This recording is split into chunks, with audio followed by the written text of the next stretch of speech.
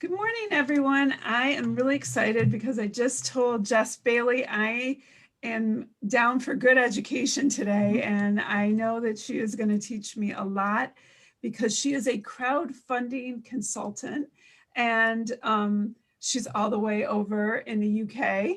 So I love a good United Kingdom accent, which is really, really fun. I wouldn't even pretend to know how to do one, so I won't be doing that. But Jes Bailey is an award-winning crowdfunding consultant and co-founder of Crowdfund 360.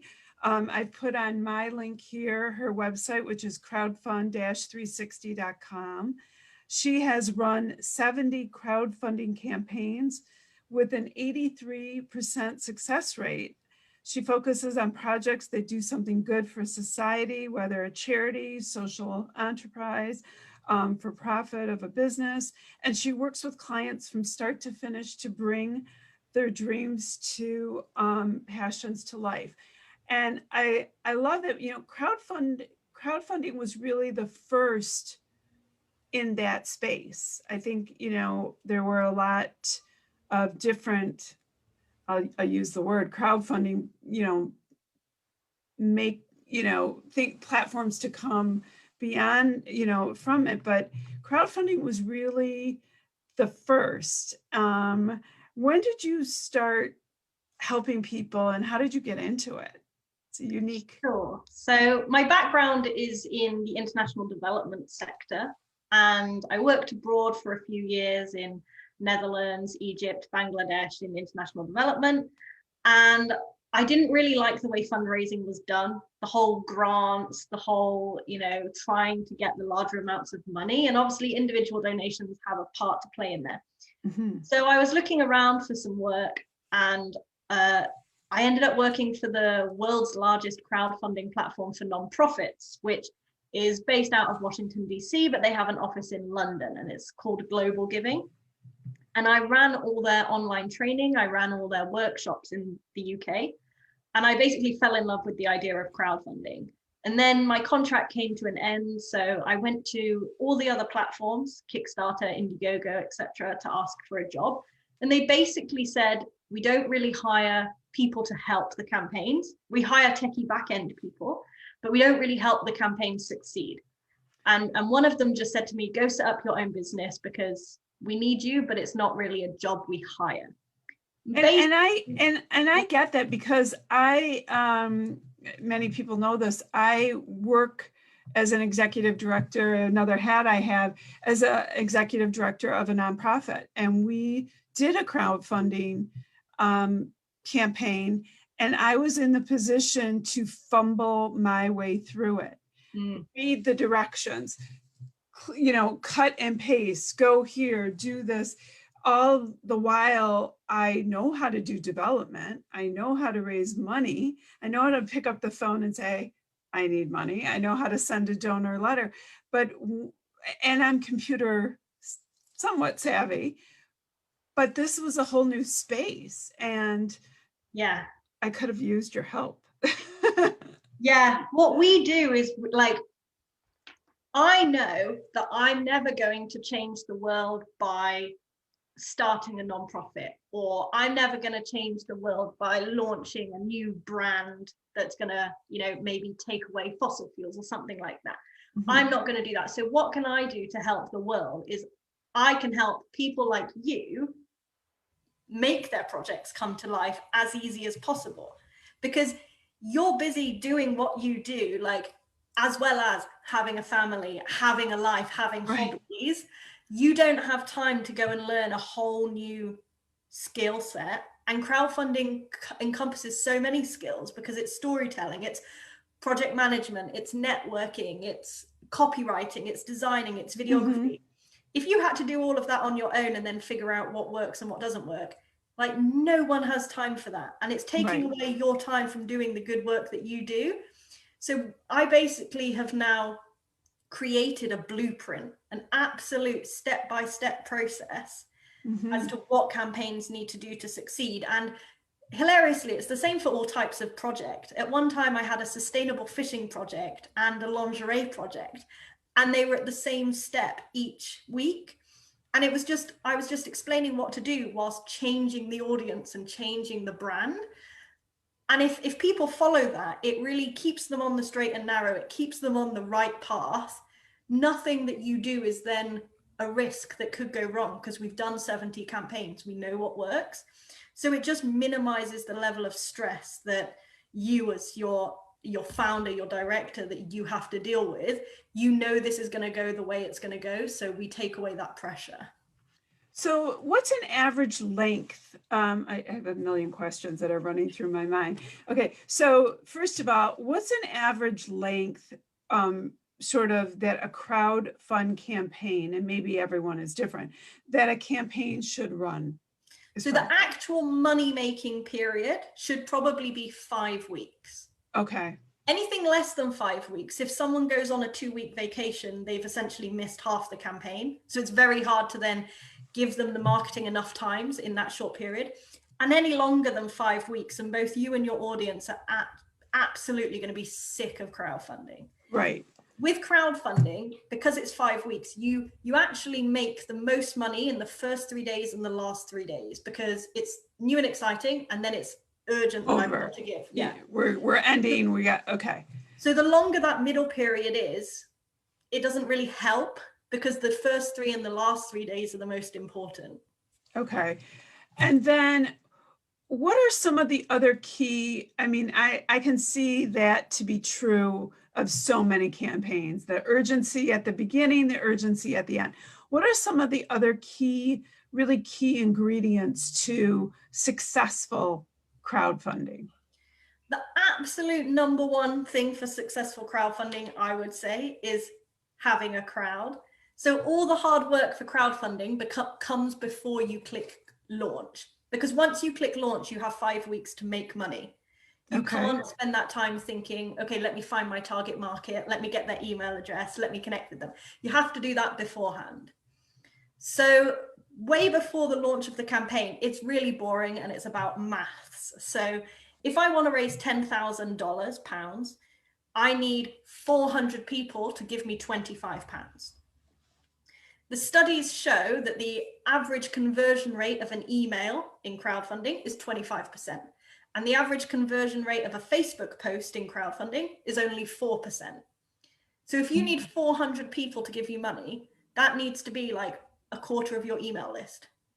So you would actually need a lot more than 400 people in your crowd before you click launch. So when people come to me and say they want to crowdfund, we really need to look at how much they want to raise and how big their crowd is, and whether those two areas are quite realistic. If they want to raise £1 million and they don't have an email list or social media following, then it's unlikely it's going to happen. We need to then work on building that crowd to the size large enough before we click launch of the campaign. So let me ask you this, because one of the things I noticed in crowdfunding is you get a lot of, I'd say, startup nonprofits or the startup idea. How do they build? They might have 500 people on their Facebook page, not thousands and millions, and yet they want to raise that $10,000. So for them, working backwards, how do you raise the crowd before you raise the money? So for them, it's really working out who your target market is, why they would be interested in buying the product before it's even made or something, and what motivates them. So are you kind of selling them the lifestyle story? Are you selling them your founder's story? Are you giving them some fear of missing out? Are you giving them some exclusive discount in order to get them to buy into that early stage? Whereas otherwise, yes, you could wait until they're an established brand and then just buy much safer, but you're going to miss out on that journey of being like a part of that brand's journey and a part of that community of ambassadors, really, the early adopters that, you can say to your friends, oh yeah, I helped shape that business. Right. So who's using crowdfunding today? I mean, again, just like crowdfunding, there was a big buzz back when. Crowdfunding this, everybody, I felt like it was a sea of crowdfunding, like you didn't know who to give to first.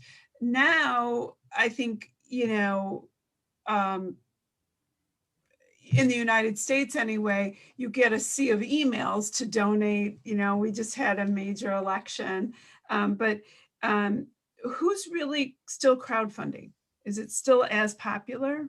I would say more small businesses, more solo founders, more women are crowdfunding nowadays because they're seeing that it works and they're seeing that it can be done. So it's giving, let's say, like the smaller fish in the ocean a better chance of using crowdfunding. Okay, so a big question, I guess, I'm going to play dumb here. Who can and can't use crowdfunding? So when you say small business, a retail store versus a charity, I mean, how can you, who can it, what are the rules? So, well, there are no rules, but if you want to succeed, there are definitely some industries and types of organizations that do better. So Okay. hard to crowdfund organizations or businesses are like service businesses. Very hard to crowdfund because people don't necessarily, like the general public, don't necessarily want to know or care or think that services cost money because it just costs time, essentially. So any kind of product is much better to crowdfund if you're a business, but if you're a charity, services obviously can crowdfund. Also, businesses that are already selling regularly online or something like that don't do well at crowdfunding unless there's something different. Are they releasing a new model? Are they changing something about what they're selling? Because with crowdfunding, you're not going to get what you have bought until like 3 months after the campaign ends. And if I could just go buy it on your website right now, why would I give to a crowdfunding campaign? So it needs to be something, if you're already existing as a business, then you're launching a new product or you're expanding. If you're a retail store and you're doing really well, maybe you want to crowdfund to open a new retail store in a different part of town or a different city. Mm-hmm. If you're a brand new product, then obviously it's a good way to do market validation, test the waters, see whether you're even going to have customers before you spend all your money to manufacture it. And for the charity crowdfunding, small community focused organizations run by the people for the people do best at crowdfunding. Giant NGOs do not do well at crowdfunding. And also those kind of service delivery on the ground NGOs, not the middleman NGOs. Those charities on the ground, those organizations, those community groups, they do better at crowdfunding. So a double-edged sword here, though. The smaller ones still have to have the crowd. Yeah. So, yeah. I mean, in order to do well, or the mechanics to reach the crowd in the midst of the campaign. Yeah. They still need to know how to like do some email marketing, do some social media marketing, get some press coverage, those sorts of things. But the benefit is that they're nowhere near as expected to do it professionally. Right. With crowdfunding, everyone is a lot more forgiving. So they allow a little bit more time. They don't care if your video doesn't look amazing. You know, you're a small business, you're showing your face, you're saying you're a one-man, one-woman band, or you know, you're 2 co-founders, something like that. So they're not necessarily expecting a huge PR campaign or things. So the ideal client to crowdfunding, and I love this, is that sort of mom pop making a difference, in the world that maybe can't, certainly can't afford the polished campaign, and which I love, which is really, I think, the premise of it. Why do you love crowdfunding? I love seeing that person's confidence grow. Like my favorite part of the whole process is the moment they get money from someone they don't know. They always call me up and they're like, Jess, do you know this person? This is their name. They've backed my crowdfunding campaign. Like, do you know who they are? I'm trying to find them on Facebook. I'm trying to find them on Instagram. Like, why did they find me? How did they give me money? And I'm like, dude, at the end of this, you're going to have like 300 of those people. Oh, I love that. It's that first person that believes in them that has come from nowhere, that they start to realize like, wow, what I'm doing is amazing. And it's that confidence, and seeing them pitch their idea at the beginning, seeing them talk about their idea at the beginning versus at the end when maybe 400 people gave them money, maybe even more, the level of confidence that grows within them, and then obviously they can go on and do whatever they need to do. I think that's just the best thing. So I mean, and I love that. So tell me just the mechanics before I let you go. When you go on, I mean, and I know what I'm asking, but when you go on to the crowdfunding platform, it's a little scary and daunting. And like I said, I am tech savvy. And you gotta, the first thing you do is you set up an account and you kind of put in your mission, and there's some logistics to it that are fairly easy. But is that the kind of thing you handle for people? Like, do we call you up or email you and say, this is what I want to do now, Jes Bailey at Crowdfund-360? I want $10,000. Go for it. Yeah.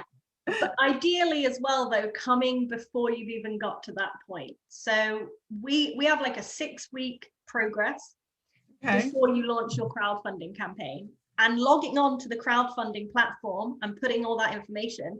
That's week 5 of 6 weeks, because all of the stuff beforehand has to come before you start doing that. Right. Did you see how I needed to call you 5 weeks before? Because the first thing I did was log on and go, how am I making the money? Yeah.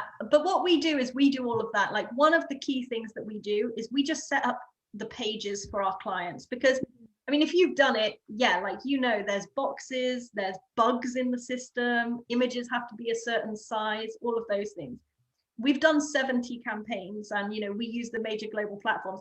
Again, if I do it, it's going to take me a couple of hours max. If you do it, you could be there for a few days trying to get your head around the system.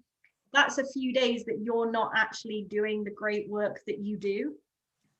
So let us do that. You get on and do what you're good at. So Jes, one of the things I love about you is you kind of have my motto, which is you should do your day job and let me do my day job. And I clearly am thinking in my mind, without a doubt, next time I need to do a crowdfund campaign, there is no way. I am just going to email you at info@crowdfund-360.com.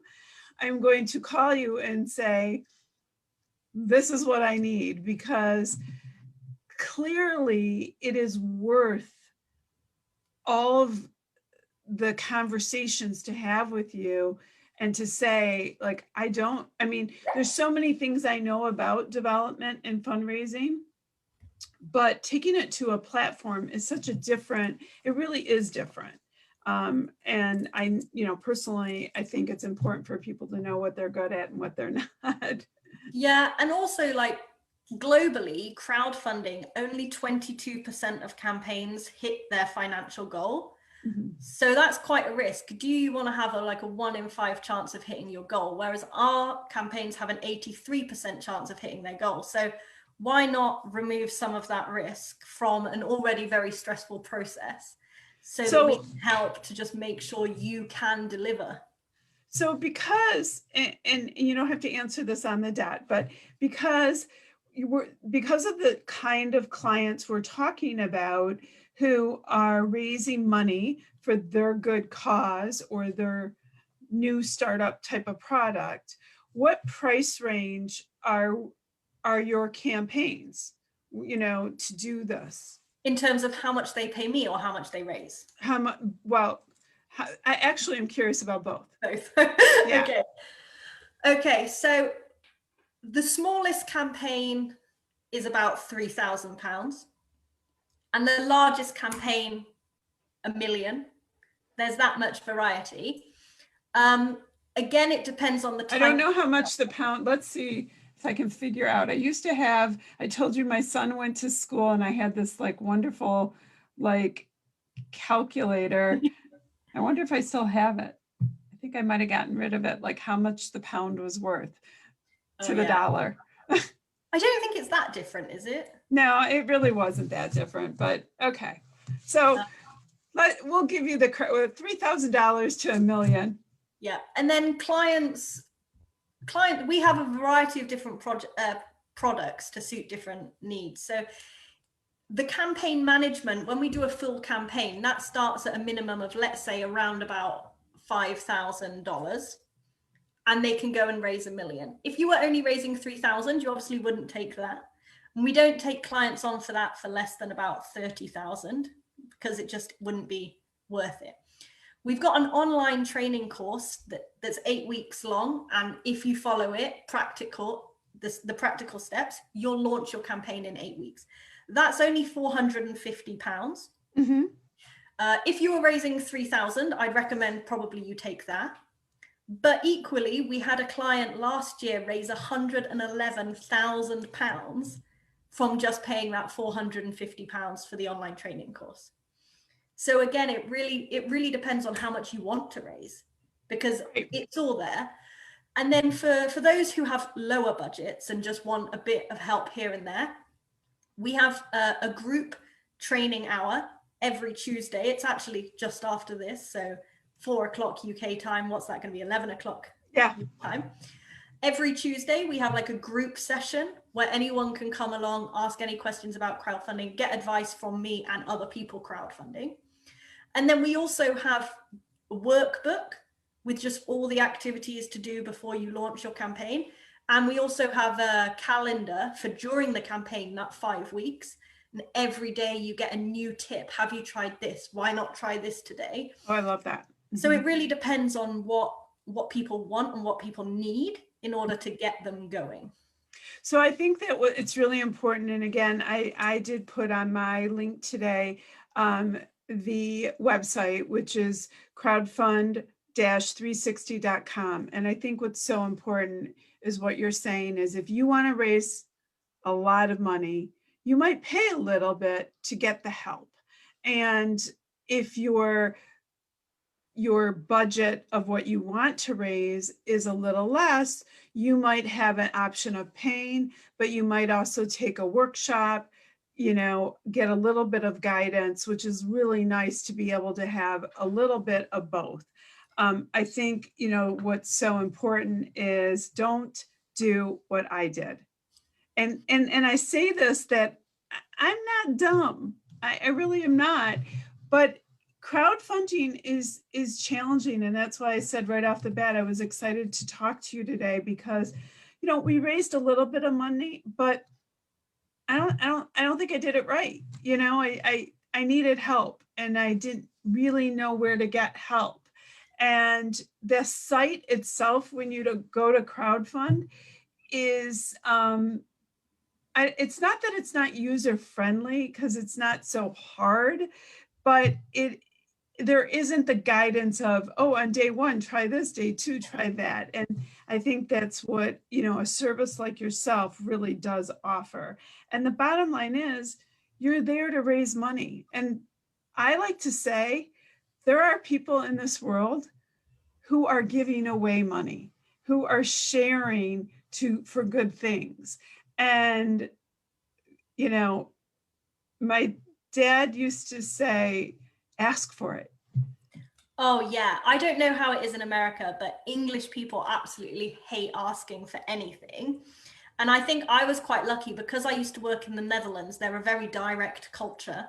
When I came back to England, my mum said 2 things, Jess. Number 1, you have to put your polite face back on because you're way too direct. And number 2, you need to eat less chocolate because you're not going to be cycling everywhere and you'll get fat. And I just laugh at this so much because I tell my English clients, I just tell them, if you can get over the fear of asking, if you're asking someone that's English, they're going to be too embarrassed to say no. So they are going to say yes. Oh my God. So there you go, everyone. All you Americans, start looking for the English. They won't say no to you. Yeah, they'll be too polite and too embarrassed. And it's so funny. We had a client last year, there were 5 women and 1 or 2 of them were American. 1 was definitely American. And we just got her to do all the asking because she was so friendly. She was so bubbly personality. And everyone just like loved her. And then, you know, if you love someone like that and they're having a great day, you can't say no to that face. Well, and I think that the interesting thing about crowdfunding is that you have a network of people who are asking from the bottom of the heart what they believe in most, what Yeah. their passion is most, what they have developed, what the core of, you know, what their charity is. And they come from it from a very different place of kind of sitting behind a cubicle and asking, which also has its merits for sure, but it's so hands-on. But I think, like everything, like you said, there are ways to do it and ways to get help in order to make it successful. Yeah, I often get asked, like, Jess, can we just outsource everything to you? Can you just do everything? But I can't, because there's no way that I can authentically show the level of passion for your project that you birthed, basically. Right. But what I see is that you have the passion. You do have the passion when your clients get excited about. Yes. So what I can do is I can whisper in your ear to tell you what to say, who to say it to, and when, but that has to come from your voice. Well, I love it, Jess. I will say that your country is on my bucket list. Hopefully when all this COVID stuff over. Yeah, I'm excited because you just said your schools were opening. Our schools are opening. I would like a good, huge Bruce Springsteen stadium tour. Most people know that, and I would like it in the UK. So don't be surprised if I come knocking on your door when that happens. I believe that it will happen. So I have been fortunate enough in this year to have a couple interviews with people in the UK. So I'll have fish and chips or tea or anything delicious. And but I'm convinced I'm going to be doing a stadium tour soon. I hope. I look forward to it. Everybody, please head over to crowdfund-360.com. Learn more about Jes Bailey. I know I just learned a whole lot. I'm thinking of some ideas, so you and I might be talking really soon. I love it when people start thinking of the ideas. Maybe I could crowdfund this, maybe this. Trust me, we will talk, but enjoy your day, your afternoon. And I so enjoyed our conversation today. Thanks very much for having me. Take care. Bye. Bye-bye.